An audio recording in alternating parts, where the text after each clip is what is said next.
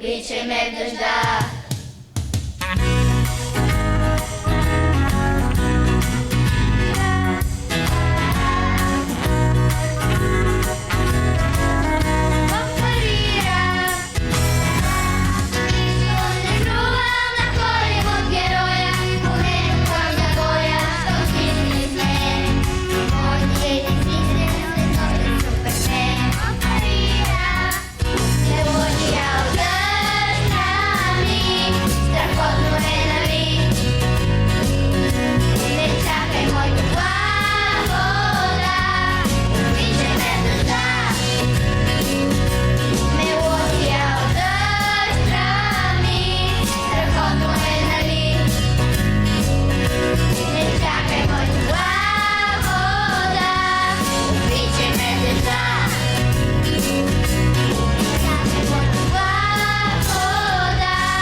Обичаме дъжда, обичаме дъжда.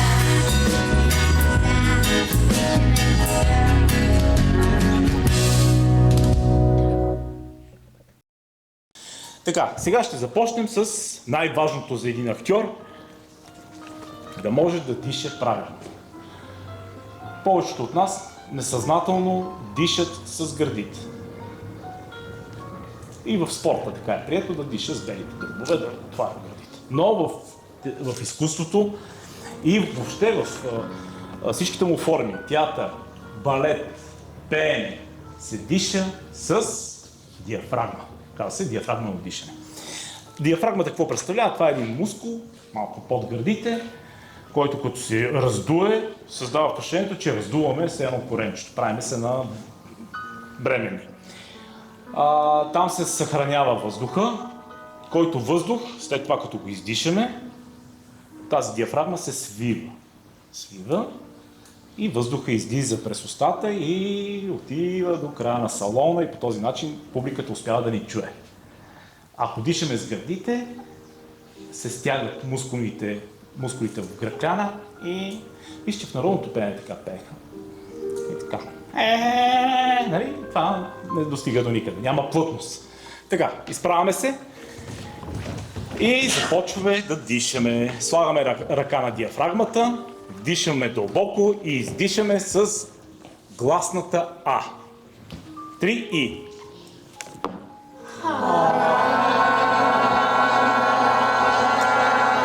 Трябва да се отпусне челюстта. Ради, отваряй повече челюстта. Не така, само секунда. Ако произнасяме звука А,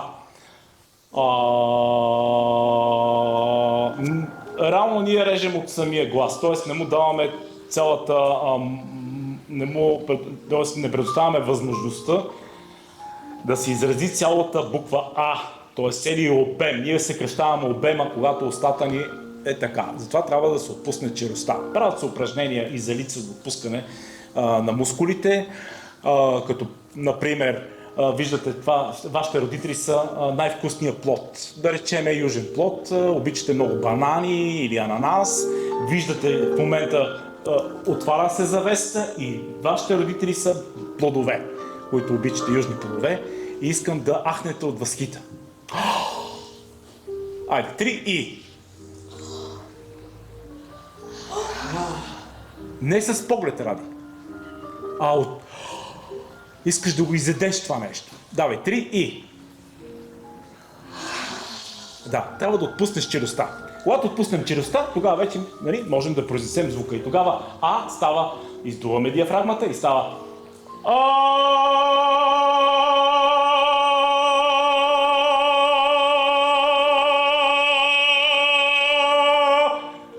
Ако поема повече въздух, диафрагмата можем да откараме още една минута. Айде, 3 И. Поемаме въздух.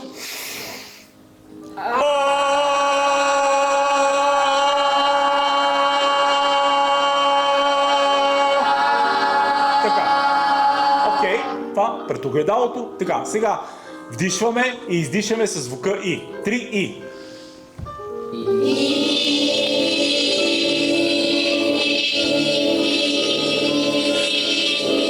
Сега задържаме, вдишваме и задържаме звука в диафрагмата и издишаме почти в шепот.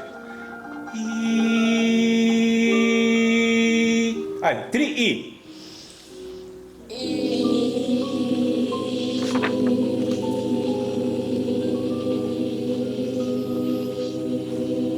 Благодаря. И никой не разбра, отива си лятото, идва есента. Тръгвам някъде и непознати улици ще извървя. Себе си искам да разбера.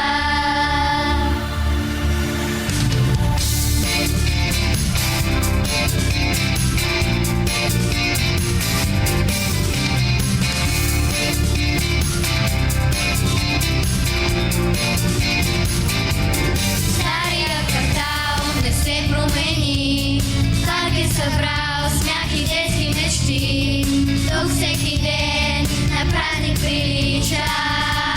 Аз ли съм това момиче, дето спомените тича? И никой не разбра, отива си лятото, идва есента. Тръгвам някъде и непознати улици ще извървя. Себе си искам да разбера.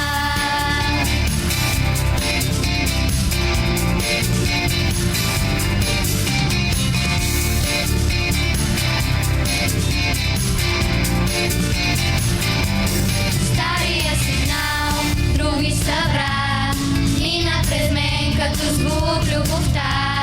Някой ме среща, ме позна, ти ли си това? И никой не разбра, отива си лятото, идва есента. Тръгвам някъде и непознати улици ще извървя. Себе си искам да разбера.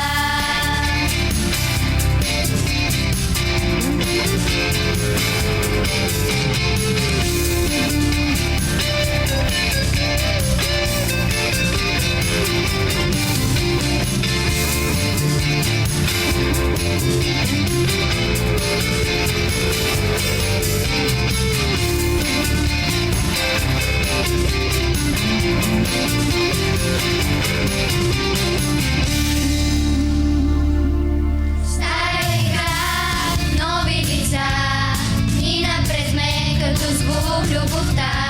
А всеки ден на друг не прилича. Аз ли съм това момиче, дето още го обичаш? И никой не разбра, отива си лятото, идва есента. Тръгвам някъде и непознати улици ще извървя. Себе си искам да разбера. И никой не разбра, отива си лятото, идва есента. Тръгвам някъде и непознати улици ще извървя. Себе си искам да разбера.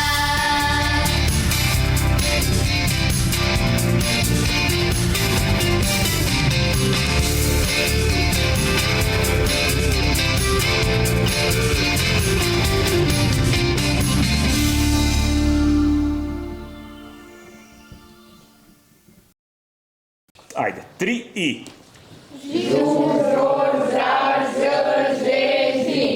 Сега с ричката с Ч.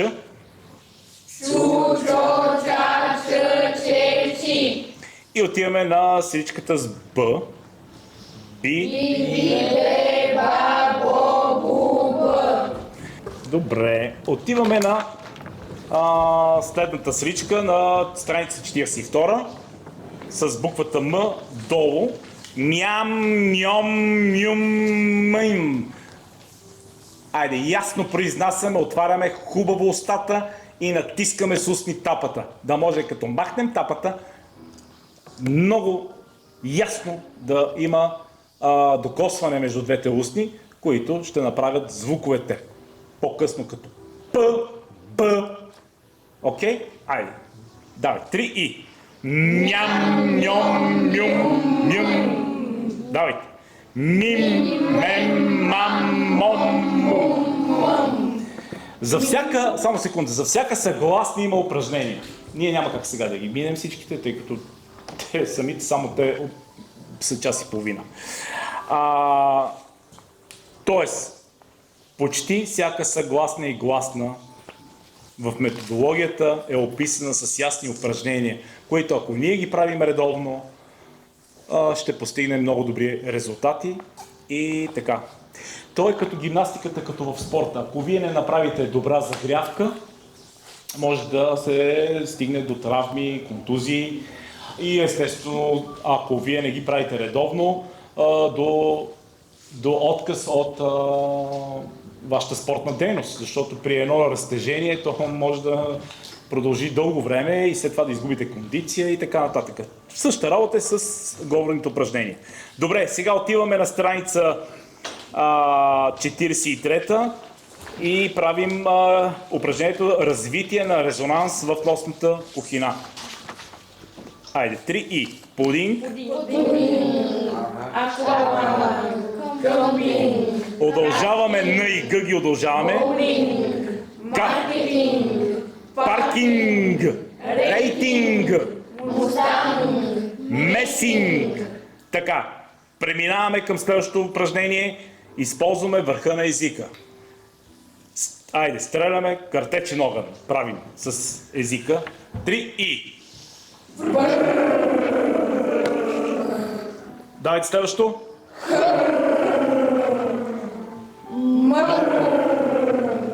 Сър.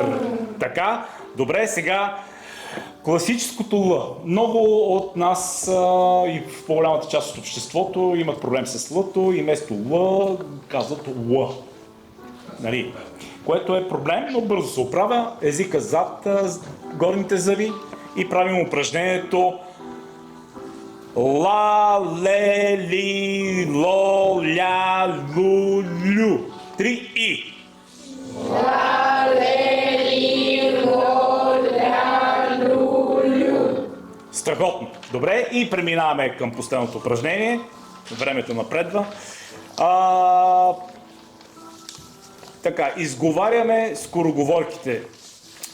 Борил, броил, биволи, биволи, броил, борил. 3 и. Борил, броил, биволи, биволи, броил, борил.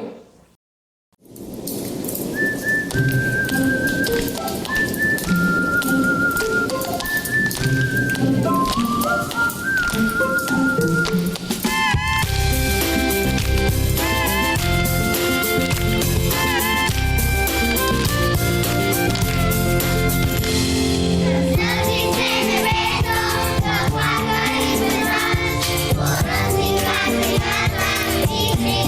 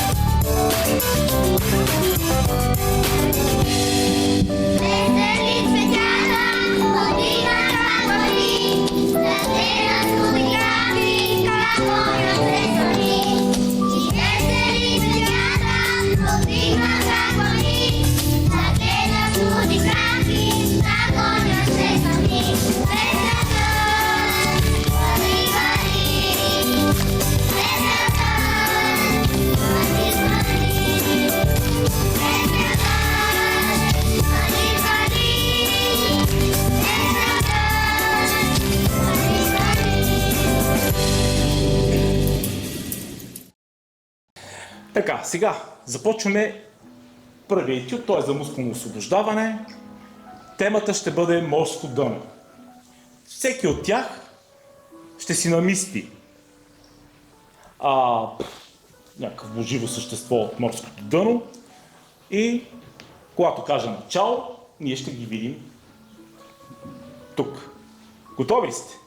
Айде, вие сте го правили, така че заемете позиция. Не пипайте столовете тук отпреде, да не ги местим. И така, всеки да заеме своята позиция или това, което е упражнявал. Мускулното освобождаване не е просто да направи упражнения за фитнес упражнения, нали, за коремни преси, за бицепси, за трицепси. Мускулното освобождаване на тялото е посредством въображението и посредством чувството, което трябва да събуди в себе си. Ако аз съм... какво сте? Мида. Ако аз съм една мида и това е най-вероятно е вътре... Перлата. Да, ето това е една мида, ти виждаме една перла. Ти какво ще бъдеш? Водорасло. Той е водорасло. Добре, тук... Морската звезда, тя се изпощядала на плода. Добре, другите... Петрос? Рак. Ето имаме едно раче.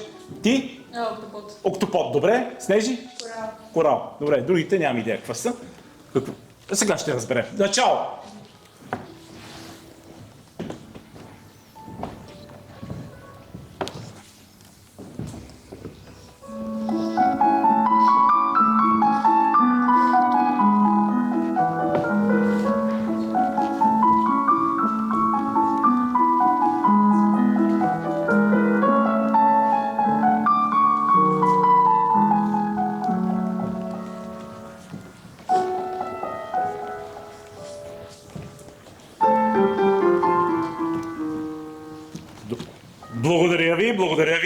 Благодаря ви.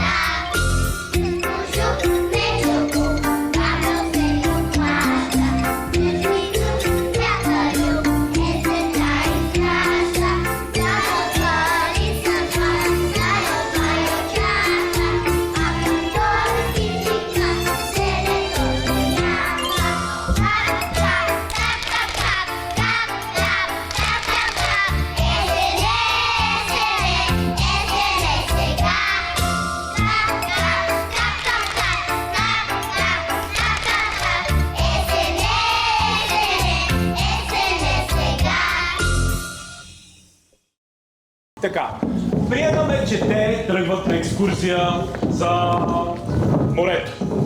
Те са в автобус и този автобус, както обикновено, типично за българска фирма, ние работим в климатика и по време на пътуването започва да става задушно, става топло и накрая става много топло. Начало!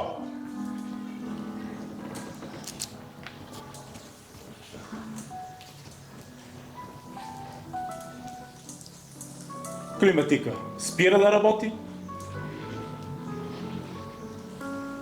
Може би Данчо ще отвори прозореца.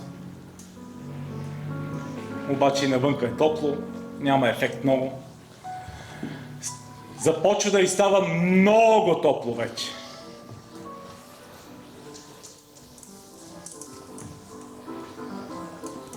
Няма кислород, едва дишате.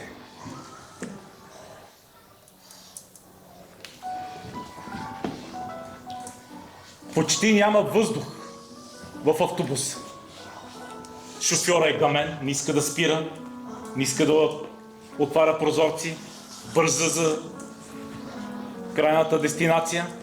Много топло ви става. И в един момент климатика започва да работи. Леко по леко започва да се нормализира температурата. Така вече почти е нормално. Обаче започва леко да се хладнява. Нещо климатика става все по-мощен. Никой не го спира. Започва да си става хладно. Хладно е. Става все по-хладно. Прозорците започват да замръзват.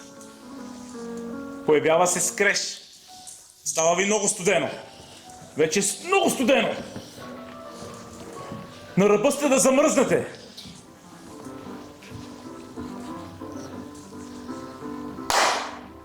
Добре, благодаря.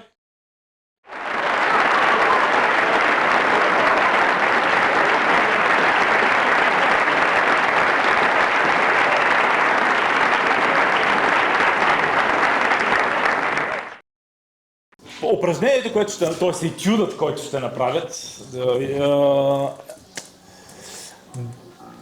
това е за темпоритъм. Много е важно актьора да може да владее своя вътрешен темпоритъм и да се съобразява с темпоритъма на отсрещната страна. За да може първо да може режисьора да работи по всякакви версии на сюжета и най-вече за да може да пресъздаде една реалистична атмосфера. Особено за киното и не само за театъра, за киното никой няма да ви заведе на ресторант и да пусне брошките и да си говорят помежду си. Пази се пълна тишина, даже няма да забравя за първи път, когато се сблъсках с това нещо. Имах една роля в някакъв американски филм и трябваше да се развива в дискотека. И аз викаме, супер, ще е много яко пом по време на снимки и само режисьора казва екшън! Няма музика, няма нищо. Към какво става тук, каква е тази дискотека? Гледам другите нещо се клатят и идват при мен и ми правят проблем. Ти вика, защо не танцуваш? И аз казвам, няма музика, какво да танцувам? Каза, пич, музиката е после, сега танцувай. И ти трябва да се правиш, че кънти много, т.е. да създаваш атмосферата. И това трябва и те да направят. Те пресъздават атмосферата.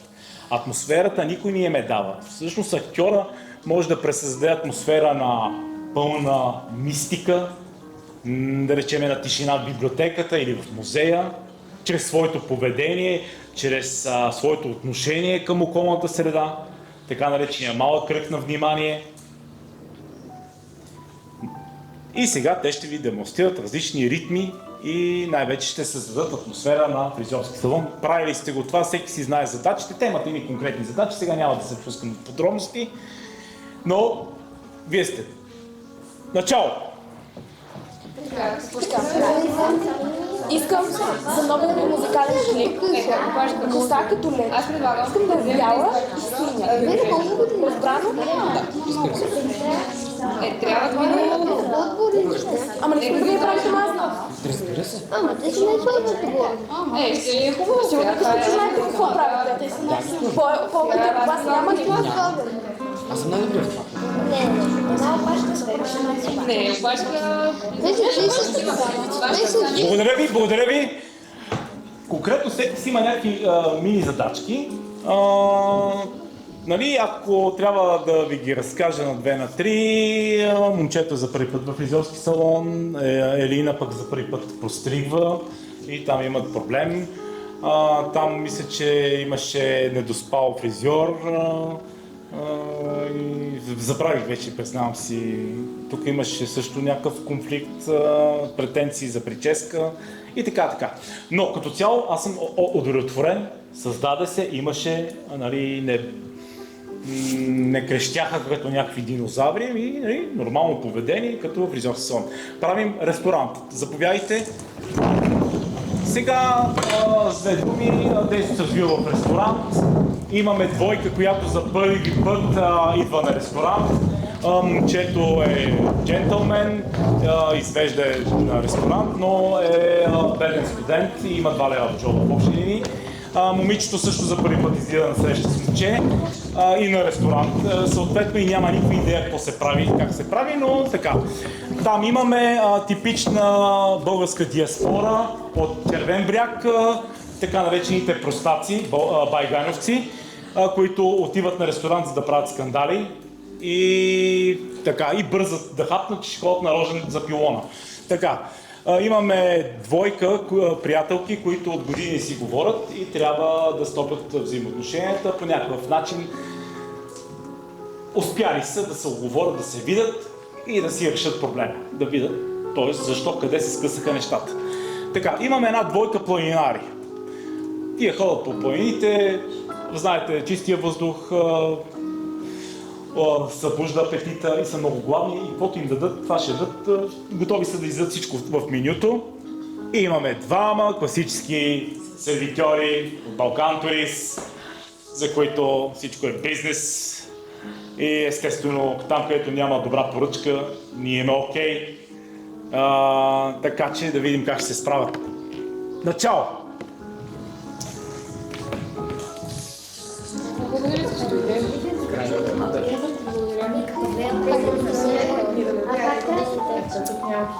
Абе, не знам, не трябваше да забинаваш. Така се случи, че страшно.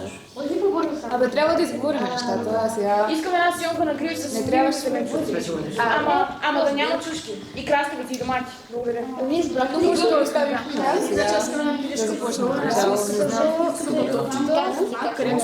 Не, домати ми Виждаме създаване на атмосфера в ресторант. Ами аз ходя. Сега, ако това е в пиеса, естествено, различните сетове ще бъдат включвани по различно време. Трябваше да учим. Тоест, имаме създаване на атмосфера в ресторант, имаме различни задачи, които се случват и аз като режисьор, да речеме, този сет, този и този сет бих ги туширал в тъмнина, бих пуснал прожектора и да проследиме това действие. Те ще продължат диалога си, но ще е в по-нисък регистър. Ще е почти в шепет. Но сега ви пускам всички заедно, за да може да се потопите в атмосферата на кръчната. Сионката ми донесете вече. Аз мислих да се. Ако може, не готви да се касе. И една вода. Чакайте, Сега ще дойде.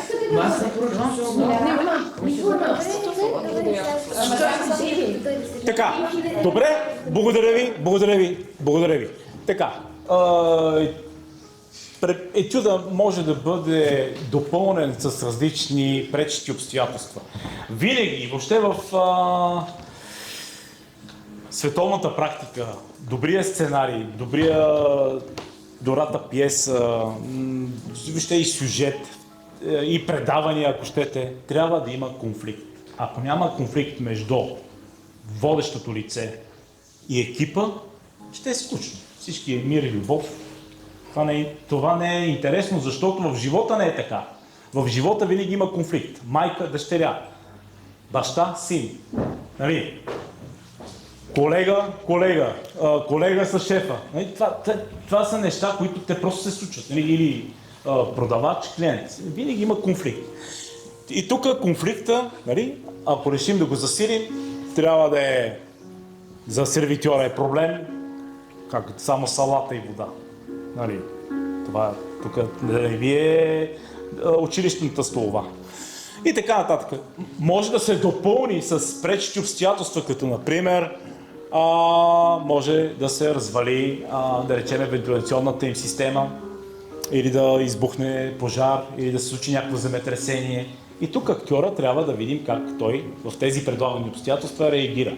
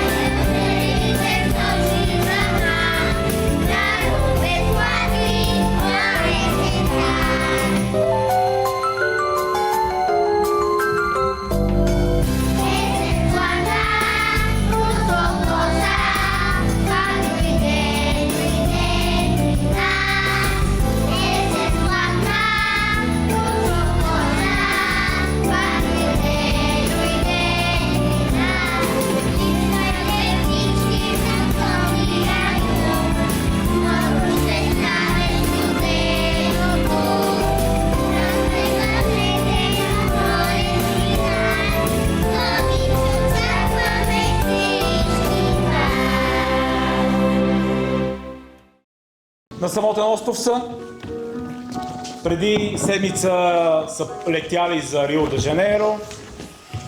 Както и да е, паднал е самолета на този остров. Търсили са помощ, вече няма телефони, няма обхват, няма нищо. И в общи линии спасение няма от никъде. Изтощени са, няма какво да едат. Това е началото на етюда. В един момент аз ще им дам знак и те ще видят в далечината, че нещо се задава. Нещо тъмно, виждат го. След това ще им дам знак и те ще видят, че всъщност това е спасителен хеликоптер. И да видим как ще реагират като го видят. И съответно след това той няма да ги види хеликоптера. И ще станем свидетели на това дали те ще рухнат психически или няма да рухнат, защото на острова не е много приятно да живееш без храна, без вода и така. Добре, начало!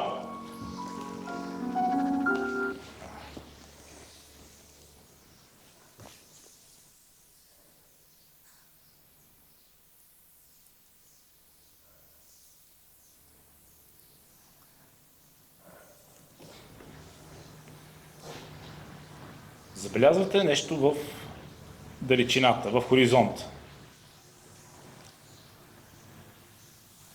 Там. Нещо се вижда. Слънчевите светлина малко пречи, ама изглежда като нещо, което се приближава към нас. Може да е птица. Но всъщност толкова голяма птица няма как да има. И тя се приближава.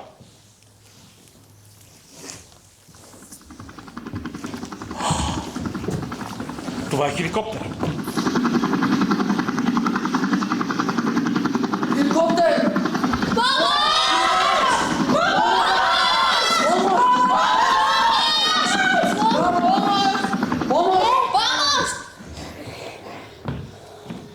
Хеликоптера не ви видя.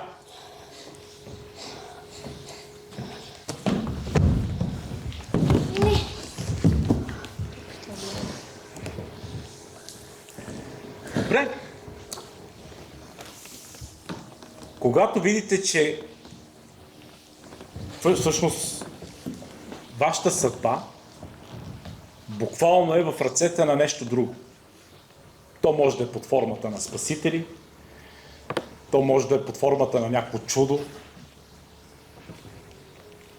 но чудеса до сега не сте срещали да ви се случват, нали?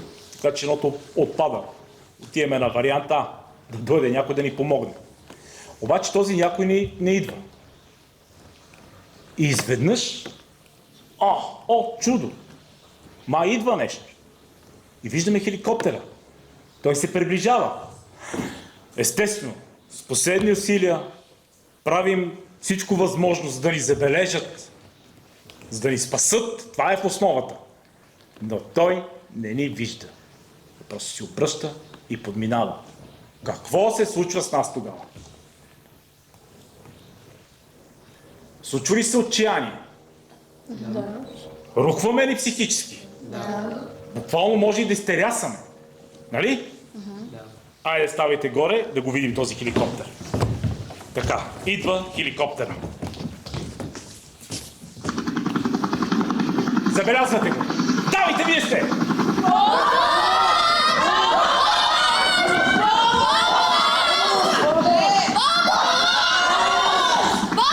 Хеликоптера обаче обръща не ви вижда!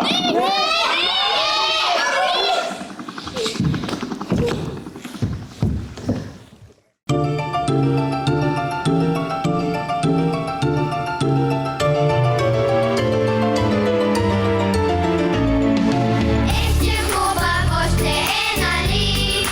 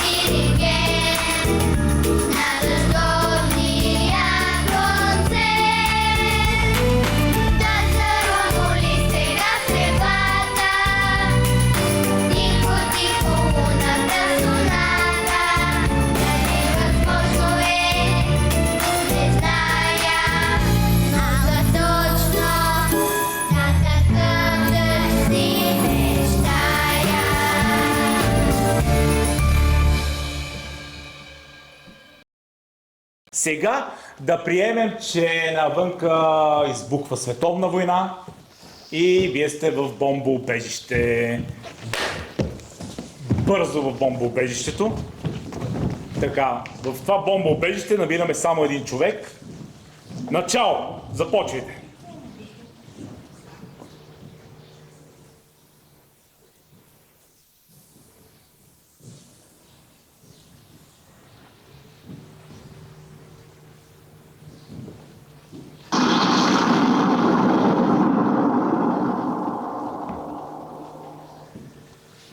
Сама ли си? Да. Твое ли е убежището? Да. Може ли да останем?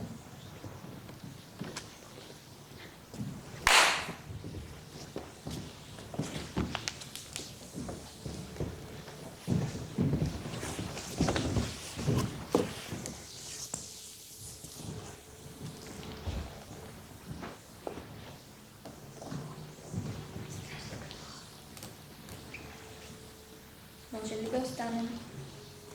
Остане.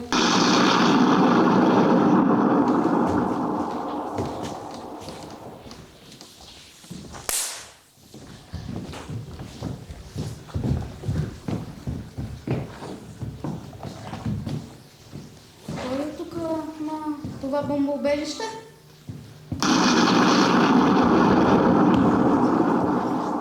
Аз. Може да останем? Да.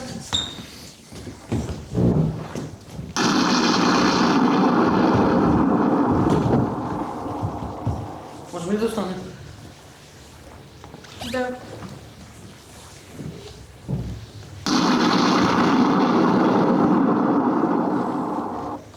Добре, благодаря ви, изправете се. В общини, окей, добре, в правилна посока работи тялото им, възприятията им, т.е. не го приемат с чувство за хумор, не се концентрирали са. Нещо, което също е много важно, да са през цялото време в пълна концентрация, когато изпълняват тези задачи.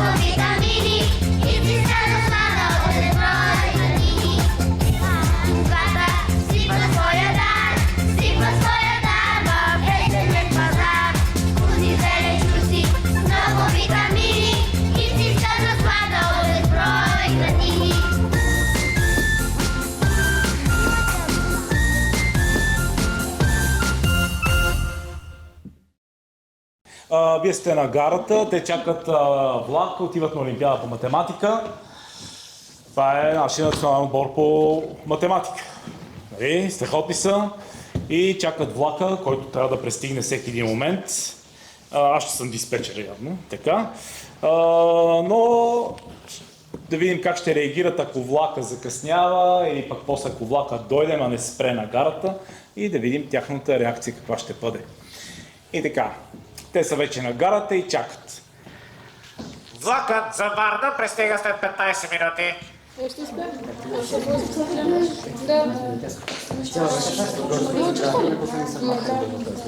Вървиш на тази формула, архитектура. Влака за Варна ще за закъснение 60 минути.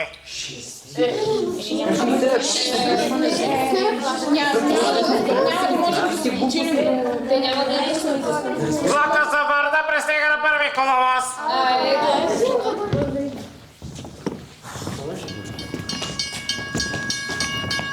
Аз съм влак. Его е влак, идва. Отдалеч идва. Обаче не спира.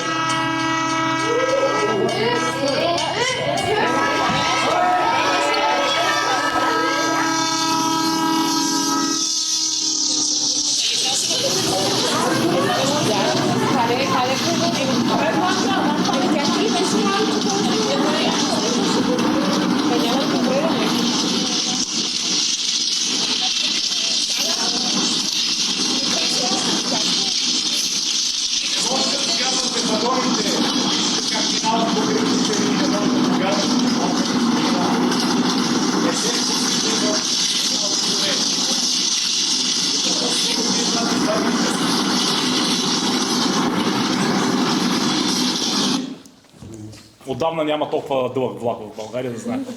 Това беше поне с 13 вагона.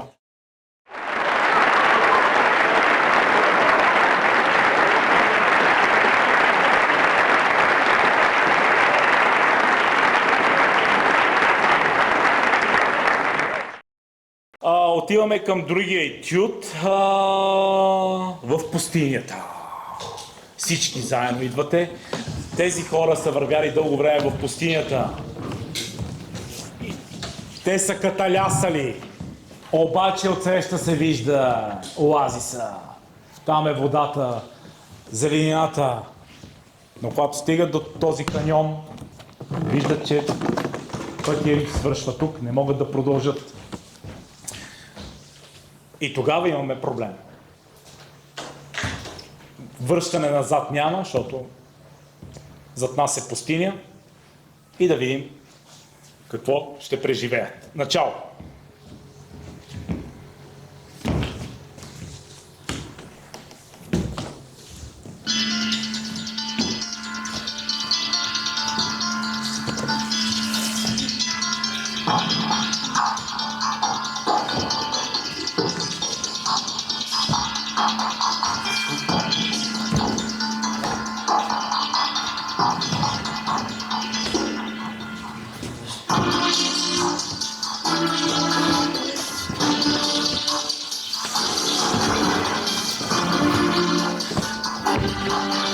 Тялото едва ви държи.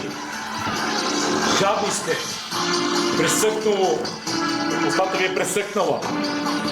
Тялото ви е напукано. Кожата ви е напукана. Обезводнени сте. Дехидратация. Нямате капчица вода няма. Потта ви, която е досада имала, тя се изпарила. Изнощели сте. Но виждате.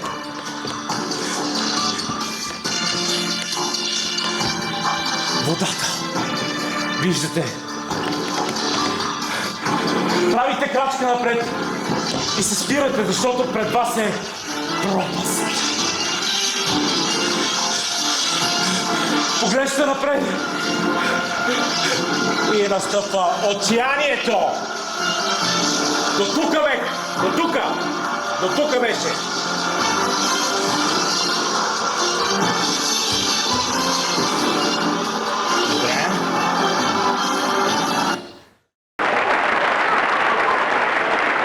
Стоп кадър.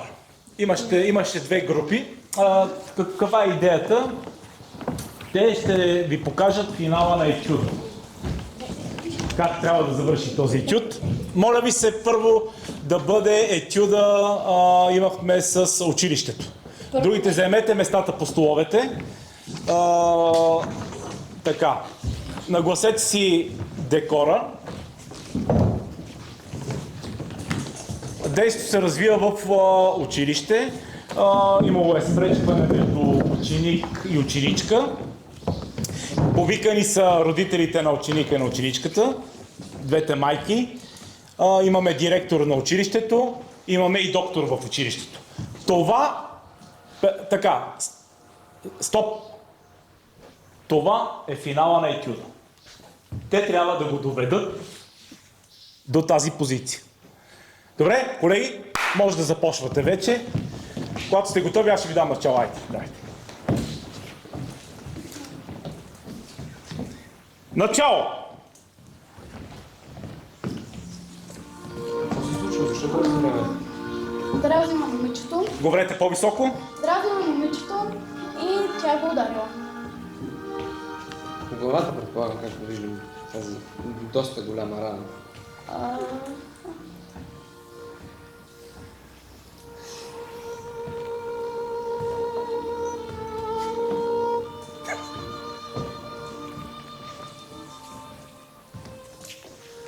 Номера на родителите ли? Какво има? Така, ето ги Петрус. Той е директора, те са зад тебе. Родителите. Какво си направила? Страшно ме и аз го ударих по главата. Защо така? Почна. Браво, много добре се Леле. Така се прави.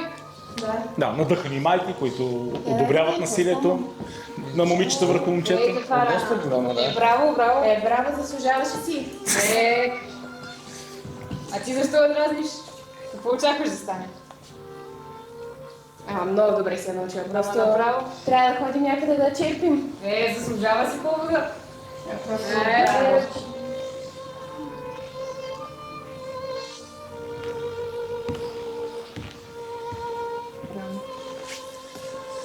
Така, да приемем, че тази половина отиде към финала.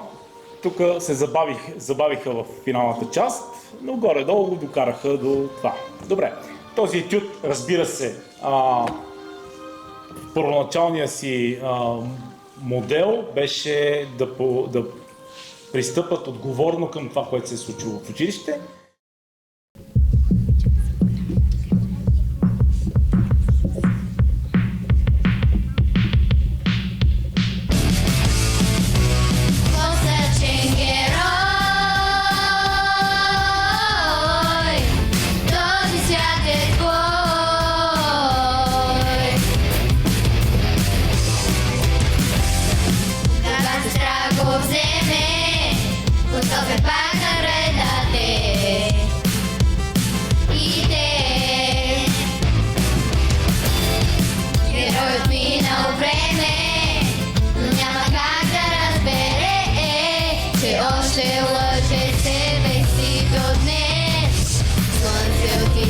Щом се покаже, бяга на сянка, восъчен герой. Този свят е твой, восъчен герой. Този свят е твой.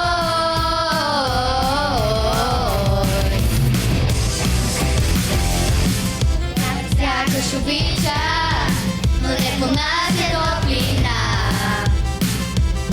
И